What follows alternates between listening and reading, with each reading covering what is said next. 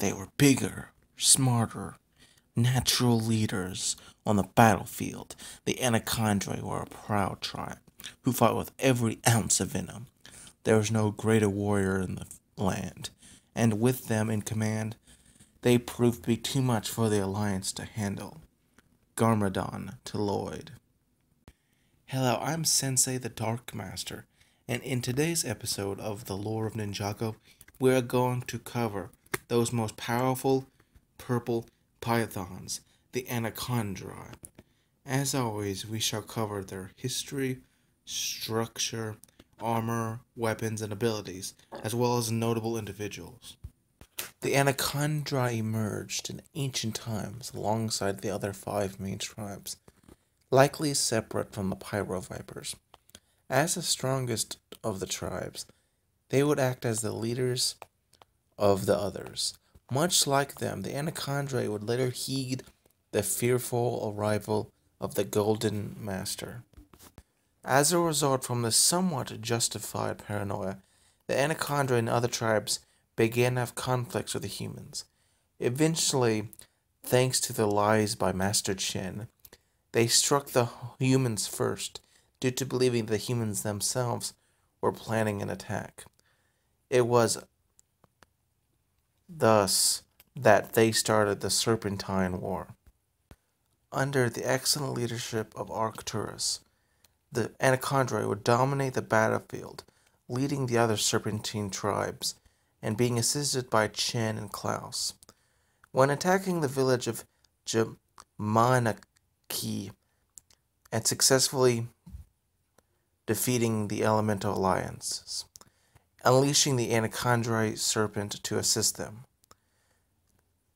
Later, they even managed to convince Cole's grandfather to help them during the Battle of the Birchwood Forest, though this was more Chen's doing than the Anacondrai. Unfortunately, Chen's influence backfired as a schism developed into a civil war between the Anacondrai and the other Serpentine tribes. This infighting weakened the Serpentine, and combined with the creation of the sacred flutes by Garmadon, led to the defeat of the tribes of Serpentine, including the Anacondrai. As punishment for their instigation of the Serpentine War, Arcturus and the other Anacondrai generals were banished to the Cursed Realm, whereas the rest, including Pythor, were imprisoned in a fang-shaped tomb located within the Sea of Sand desert. Decades later, due to a lack of food, the Anacondrai tribe were starving and eventually resorted to cannibalism until only one remained, that being Pythor. Eventually, he escaped when Lloyd Garmadon, in an attempt to seek vengeance on Hypnobrai, released him. Eventually, of course, Pythor betrayed Lloyd, but that is a video for another day. The influence of the Anacondrai lingered far past their demise. A convent was named after the great general Arcturus, and the Anacondrai inspired a worshipping cult that worshipped them for many reasons. However, it was merely for power. They did not respect the truly noble parts of Anacondrai culture, and when the Anacondrai generals returned due to Garmadon's sacrifice from the Cursed Realm, the real Anacondrai were disgusted by the cult and banished them to the Cursed Realm for dishonoring their legacy. In appearance, the Anacondrai were anaconda-like, with purple skin and black markings.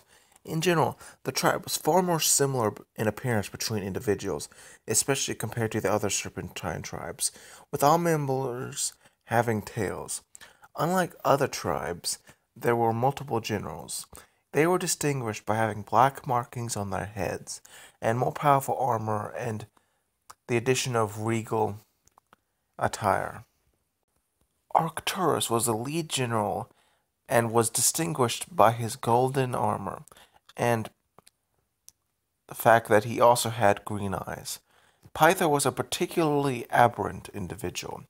having a far longer neck and wider jaws than the others.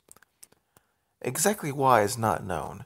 Based on him, it can be assumed that when Anacondrai's skin is bleached, it turns white and their black markings become purple.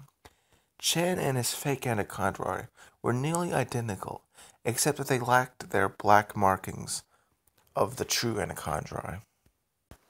Perhaps more amazing than their appearance were their various abilities and powers.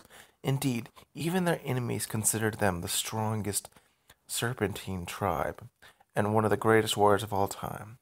They had enormous strength, prowess in battlefield, tactical skill, and ruthlessness. Their strength was so great they could overpower a master of earth, and so fast they could catch a master of speed off guard. Their heavily armored scales made them invulnerable to elemental powers and nearly any other attack. In combat, they often used their tails to whip or restrain opponents. They also had other, more subtle attributes and powers. They had prolonged lifespans, though this was a more general attribute to Serpentine as a whole, and the ability to turn totally invisible due to camouflage.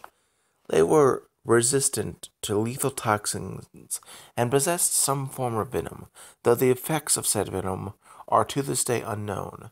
Despite this, the Anacondrai were not perfect, as they were not able to express any inherent elemental ability. Despite the lack of knowledge about the venom, there was also an anti-venom in the Anacondrai staff. For weaponry, the Anacondrai primarily used the Anacondrai blades, which were, according to many, the sharpest blades in existence. They also have these cool snake skull handles. So what can we learn from the Anacondrai? Well, we find out about the folly of overconfidence, for it can bring down even those who are indeed superior in many ways, as they are blinded by their arrogance. We must always keep perspective and do not fall into paranoia, even if it is somewhat justified. I'm Sensei Darkmaster, and join me next time in The Lore of Ninjago.